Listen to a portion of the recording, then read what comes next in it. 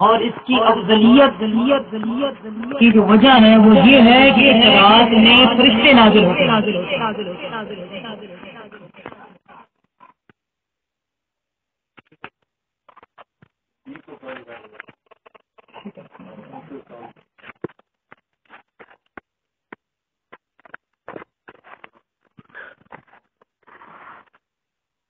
میرے میٹھے اور پیارے اسلام بھائیوں،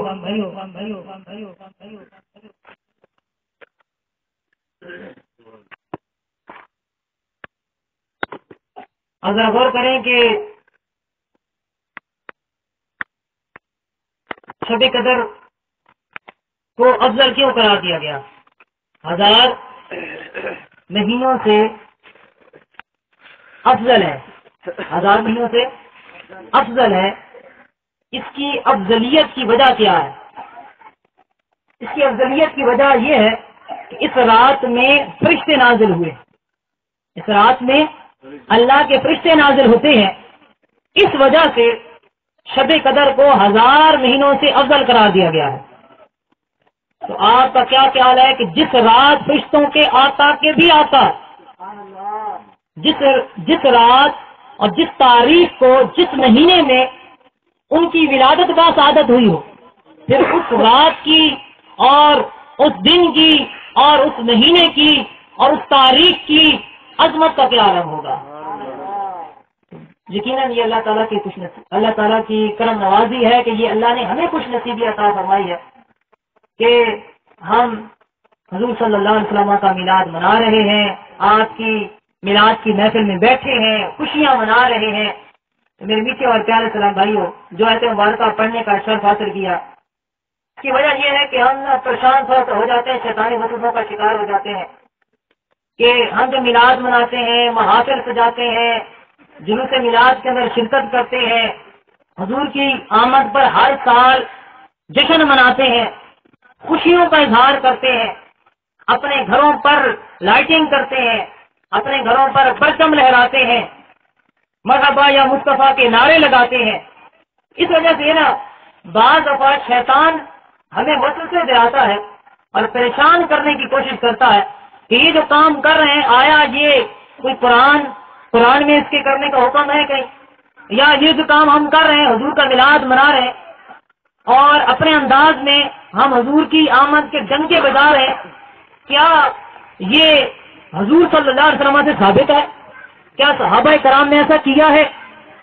تو میرے میٹھے اور پیارے اسلام بھائیوں، تو آج اس بیان کا موضوع یہی رکھا ہے کہ ہم میلاد کیوں مناتے ہیں، ہمارے میلاد منانے کا مقصد کیا ہے، کس واسطے میلاد مناتے ہیں۔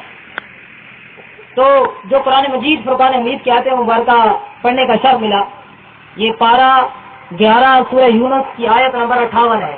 پارہ 11 سورہ یونس آیت نمبر 58 ہے۔ یہ یاد رکھ لیں، جو ہم میلاد مناتے ہیں، میلاد کا ثبوت قرآن کی اس آیت سے ثابت ہے۔ اللہ تبارک و تعالیٰ فرماتا ہے، کل اے محبوب پیارے تم فرما دو، بفضل اللہ و برحمتہ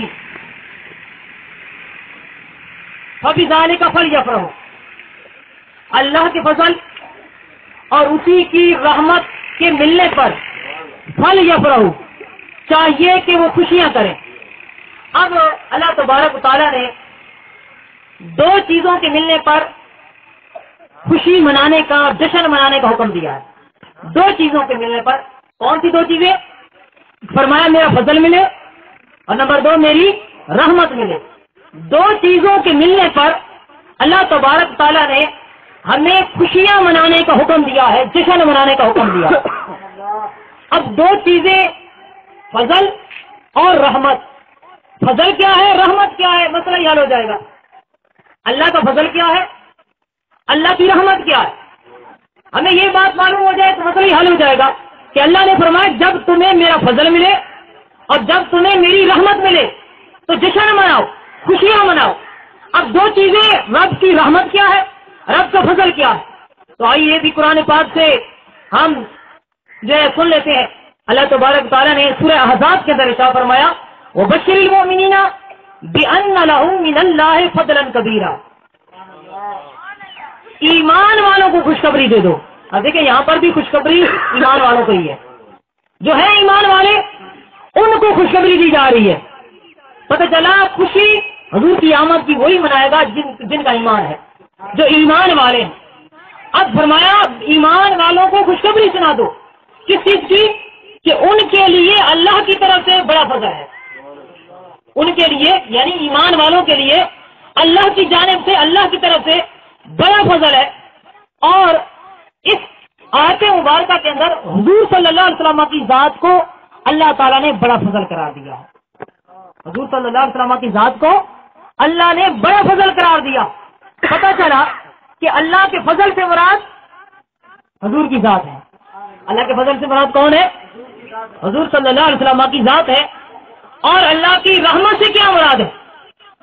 بڑی مشہور آیت مبارکہ ہے وَمَا أَرْسَلْنَاكَ إِلَّا رَحْمَةً لِّلْعَالَمِينَ. رب فرماتا ہے محبوب پیارے میں نے تجھے سارے جہان والوں کے لیے رحمت بنا کر بھیج دیا. تو پتہ چلا کہ اللہ کی رحمت بھی میرے آقا صلی اللہ علیہ وسلم ہے، اللہ کا فضل بھی میرے آقا صلی اللہ علیہ وسلم ہے. جب اللہ کا فضل بھی آپ ہیں، اللہ کی رحمت بھی آپ ہیں، اور رب فرماتا ہے کہ ایمان والو جب تمہیں میرا فضل ملے، میری رحمت ملے تو جشن مناؤ. تو چونکہ ربیع الاول کا مہینہ تھا، مہینہ کون سا تھا؟ ربیع الاول کا مہینہ تھا، 12ویں تاریخ تھی، پیر کا دن تھا. تو اللہ کا یہ سب سے بڑا فضل اور اللہ کی یہ سب سے بڑی رحمت ہمیں ملی ہے.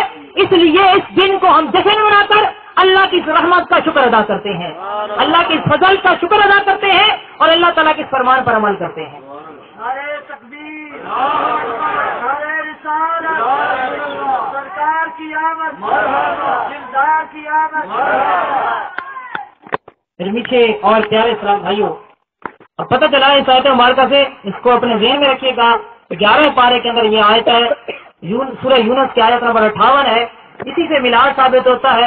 اللہ کا فضل بھی حضور صلی اللہ علیہ وسلم ہے، اللہ کی رحمت بھی حضور صلی اللہ علیہ وسلم ہے. اور ان دونوں کے ملنے پر اللہ نے جشن منانے کا حکم دیا ہے. تو پتہ چلا کہ حضور کی آمد پر جشن منانا، آپ کی آمد کی خوشیاں منانا، یہ اہل ایمان کا طریقہ ہے اور یہ حکم قرآنی پر عمل کرنا ہے. اب ہم میلاد مناتے ہیں، پھر ایک سیدھا سادہ سا سوال ہوتا ہے کہ ہم میلاد مناتے ہیں، کیا حضور نے اپنا میلاد منایا ہے؟ ہم میلاد مناتے ہیں، کیا حضور صلی اللہ علیہ وسلم نے بھی اپنا میلاد منایا ہے؟ تو میرے میٹھے اور پیارے اسلام بھائیو، یقیناً آقا کریم صلی اللہ علیہ وسلم نے اپنا میلاد منایا ہے. حضور صلی اللہ علیہ وسلم نے اپنا میلاد منایا ہے. چنانچہ صحیح مسلم شریف کی حدیث مبارکہ ہے، یہ قرآن پاک کے بعد سب سے بڑا مقام اور مرتبہ صحیح بخاری شریف کا ہے. صحیح بخاری کے بعد سب سے بڑا مقام اور مرتبہ صحیح مسلم شریف کا ہے. اب صحیح مسلم شریف کے اندر یہ حدیث مبارکہ موجود ہے. حضرت قتادہ رضی اللہ تعالیٰ عنہ، حضرت قتادہ رضی اللہ تعالیٰ عنہ اس حدیث کے راوی ہیں. اب حضور صلی اللہ علیہ وسلم کا معمول تھا کہ آپ ہر پیر شریف کو روزہ رکھا کرتے تھے، ہر پیر کو روزہ رکھا کرتے تھے. تو صحابہ کرام نے سوال کیا، سئل عن صوم الاثنین، مسلم شریف کے اندر ہے کہ یا رسول اللہ صلی اللہ علیہ وسلم آپ ہر پیر کو روزہ رکھتے ہیں، پیر شریف والے دن روزہ رکھنے کی وجہ کیا؟ جب آپ سے پیر شریف کو روزہ رکھنے کی وجہ پوچھی گئی کہ آپ پیر شریف کو روزہ کیوں رکھتے ہیں، اب میرے آقا نے یہ نہیں فرمایا کہ میرے صحابہ میں نبی ہوں تم میری امتی ہو، جو کام میں کرتا جاؤں تم وہی کرتے چلے جایا کرو، کیا پوچھتے ہو مجھ سے، یہ نہیں فرمایا. حضور صلی اللہ علیہ وسلم نے یہ بھی نہیں فرمایا میرے صحابہ میں نبی ہوں، جو کام میں کروں وہ شریعت بن جاتا ہے، تم یہ کام کر لیا کرو. آپ نے یہ بھی نہیں فرمایا. اب حضور نے کیا فرمایا؟ جب صحابہ پوچھ رہے آقا